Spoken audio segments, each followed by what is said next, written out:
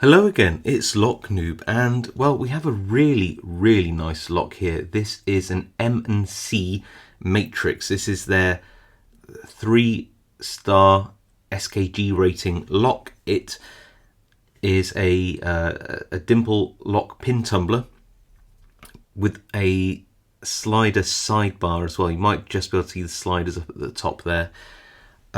Very cool lock, and I just love these locks with those little red dots. It's like the BKS Janus as well has one of those. A few of the BKS locks do as well. I think German lock manufacturers do quite like these little red dots to signify that the lock is something special. Big key as well, isn't it?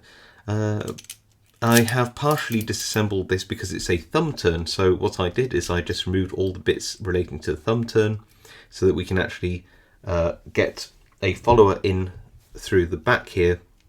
I tried to loosen off these little hex bolts underneath, but even by doing that, and I could get enough wiggle room here to remove the cam in the middle, I think that there must be some connection here and here, and I don't know how to remove that. Whether it doesn't look like it's a pin that I could punch out. It looks like they've sort of drilled off a screw head, so I probably need to somehow unscrew these, but you don't need to do that at all.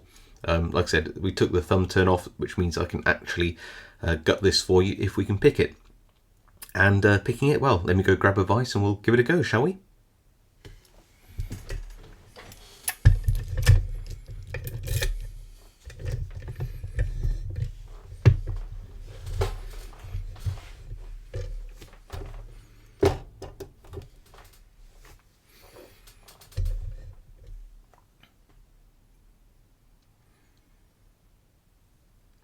So there we are in the vise. Let's just look at the bitting on this. So it goes low, high, low, high, low, low cuts. But this first cut here, well, that isn't really a pin cut. We'll look at that in a minute. It's also got some little dimples here and here. Those are key control dimples, so obviously they might be in different positions depending on the key set, so you can't use the wrong keys in the lock. And then you've got obviously this sort of track here, which is for the sliders to slide. Now they are sprung, they're not free floating, and they move from the, when you move the sliders, they move from the right to the left, so a little bit different to some similar locks. So let's just check if that's okay. Good thing about removing the cam is I've got nothing at the back to trap the cam, so which is really good. And to pick it and tension it, I'm going to use a multi-pick pick, just this little left-hand flag and a nice firm pry bar or Z wrench. And I think we're ready to go. Okay, so pin 1, nothing, 2, nothing, 3, nothing, 4, nothing, 5, binding, a little click, back to 4, nothing, oh, 1, little click. So let's go 1, 2, 3, binding heavily, nice click on that. 4 again. Yeah, it's only a 5-pin lock, this one. Okay, that's good. That was 5 again, coming back through. 2 and 1's binding now, so click that. 2's binding and click that. All looks quite nice. Let's see if I can set. Oh yeah, 1 just needs to be set a bit more. 3 a bit more. 1's jumped up now.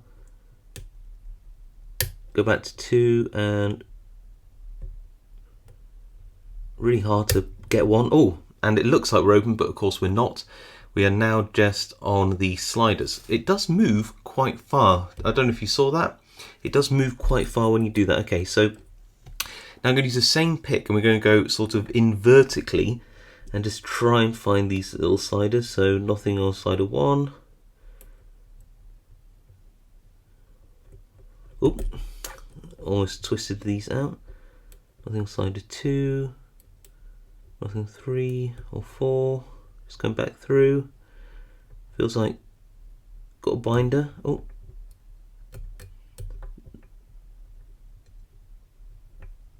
Back. I feel slider 4. Just can't quite get on it. Let's have a wiggle past it. And oh, nice set. Okay. Good. Let's try slider 1, 2.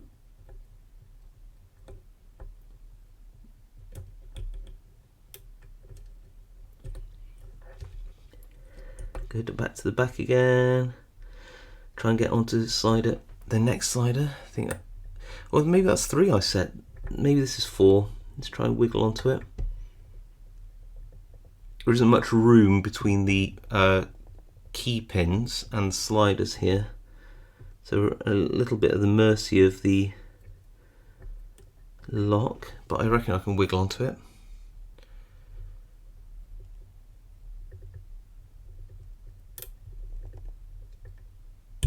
Yep,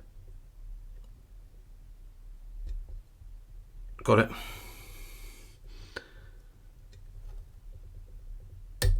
I think I've got that.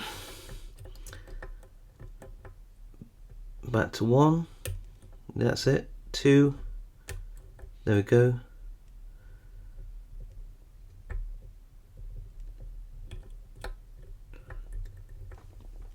I think I've lost slider 3.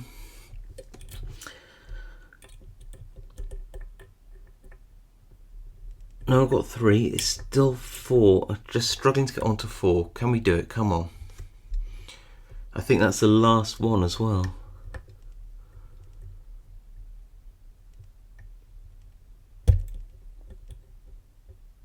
There we go, I think. Is it there?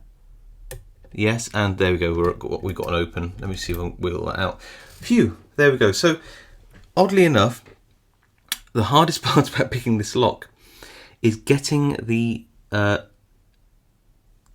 tip of this flag, which is very thin, past the. It's almost like you've got a slider here and the key pin there. You've got to sort of get it in between them, which is really hard. Then you can set it.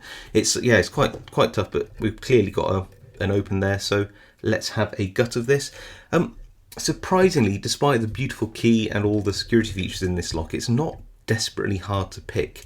You need to be patient, of course, and with practice I'm pretty sure I could get this in under a couple of minutes, but yeah, I've had a go at picking this lock just off camera, and I picked it. I thought I'd get it on camera. That was, I think, my second pick of this, so yeah, it just shows you that it's not, yeah, well, is it a bad lock? No, actually, I think it's a pretty good lock. It's just not massively easy, and not massively hard to pick. Right, I forgot to put the circlip on the back this side so that it would hold everything in, just in case something happened and then the whole lock explodes out. Right, so do that.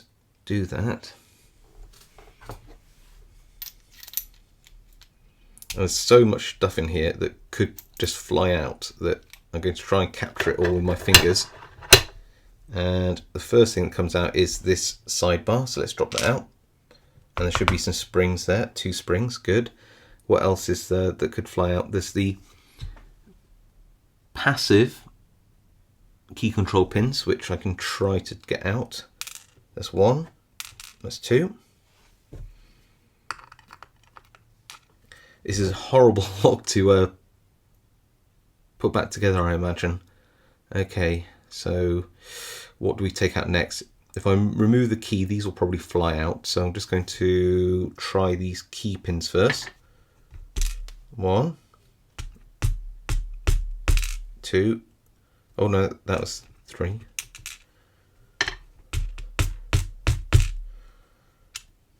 3, oh, 4,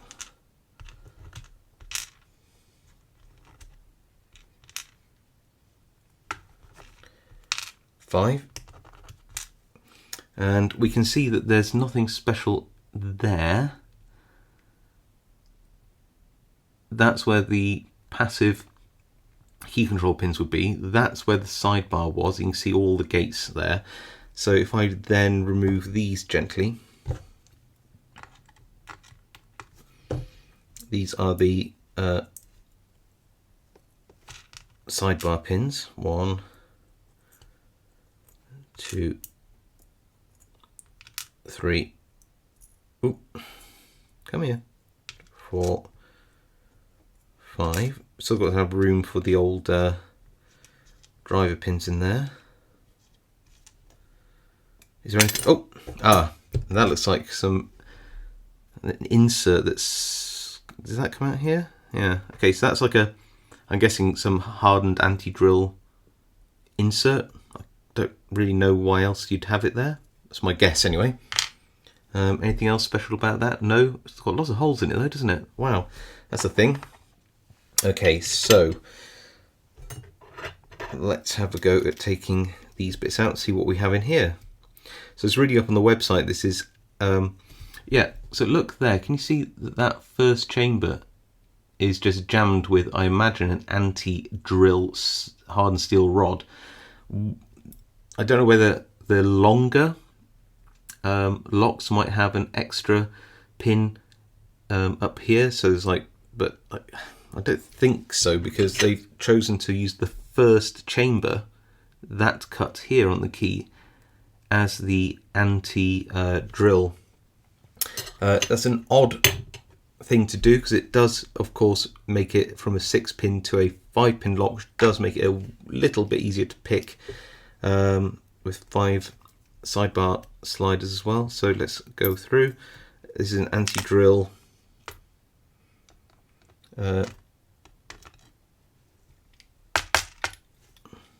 Won't worry about the springs just yet. Let's get them out anyway.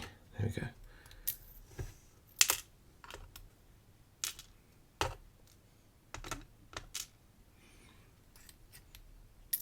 Oop. Oh no, got it. Here it is. It's a lively one.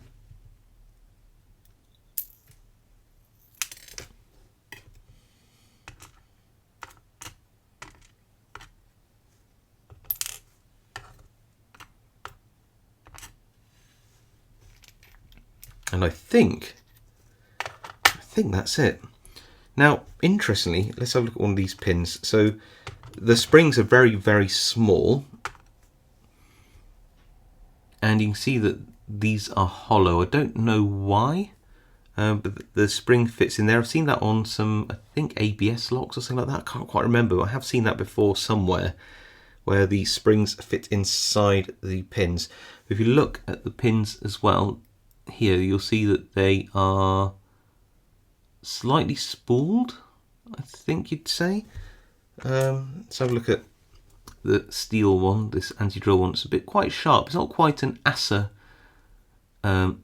pin, but it's slightly, can you see that? Slightly spooled or maybe mushroomed.